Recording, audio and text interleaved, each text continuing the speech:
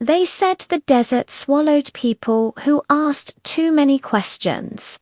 So when she appeared, walking calmly out of the heat haze with the lower body of a massive serpent and eyes that looked older than the sky, grown warriors dropped their weapons. Strong men who had crossed nations on foot suddenly remembered fear. Her name was Zara of the first dust. Long before kingdoms were even mapped, Zara was human, a gifted hunter and a protector of her people. But she lived among men who believed strength should bow to cruelty. When a terrible drought came, the elders chose a solution that exposed the rot in their hearts. They would sacrifice Zara to the desert gods so the rest could survive. She is strong, they said. The gods will listen.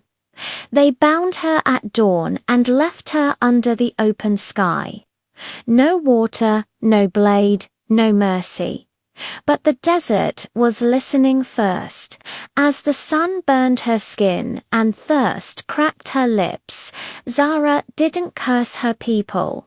Instead, she asked one question. Why does power always demand innocent blood? When death should have taken her, the ancient spirit beneath the sands answered, not out of kindness, but out of a shared rage. Zara rose again, forever changed, half woman, half serpent, but fully awake. The desert gave her one law.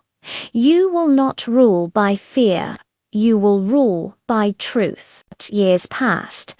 The same people who had abandoned her grew prosperous again, and with that prosperity came arrogance.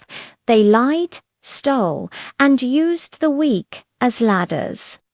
They told cautionary tales that the desert monster punished sinners, but they never truly believed it.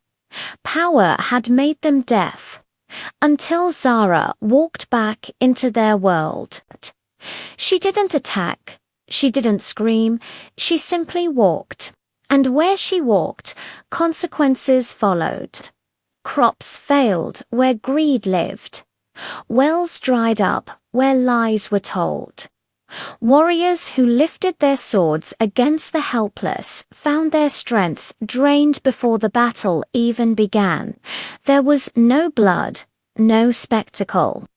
Just simple, direct consequences. The people panicked. Appease her. The elders cried, offer gold, offer slaves. But Zara stood before them, towering and calm, her massive serpent tail coiled like judgment itself. I was once offered to the desert so you could live, she said, her voice echoing in the sudden silence. Now you want to offer others so you can escape the truth. Silence swallowed the town square. Then a young boy stepped forward thin, barefoot and trembling. If your punishment, he asked, why do you still protect the children? Zara knelt, a surprisingly gentle motion, so her ancient eyes met his. Because punishment teaches nothing, she replied softly, but responsibility does. That day, she exposed every secret that was buried under power. Corrupt leaders were removed, not by violence, but by the public revelation of their deeds. Those who had exploited others lost all their influence, and those who had served quietly and honestly were finally lifted up.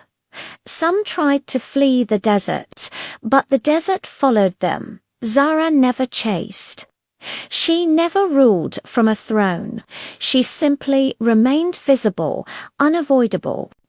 A reminder that strength without integrity will always mutate into something monstrous. Generations later, mothers would warn their children, Be careful what you sacrifice for your own comfort. One day, it may return much stronger than you, and the elders would add quietly, not every monster comes to destroy. Some come to correct. The lesson is clear. When a society rewards cruelty and calls it leadership, it creates its own reckoning. Power taken through injustice will always be reclaimed if, not by people, then by consequences. You do not fear the truth because it is violent. You fear it because it is fair. Zara still walks the desert, not as a curse, but as living proof that betrayal plants seeds and the harvest always comes. To be continued. If you enjoyed this story, please like and subscribe for more tales from the forgotten corners of lore. Thanks for watching.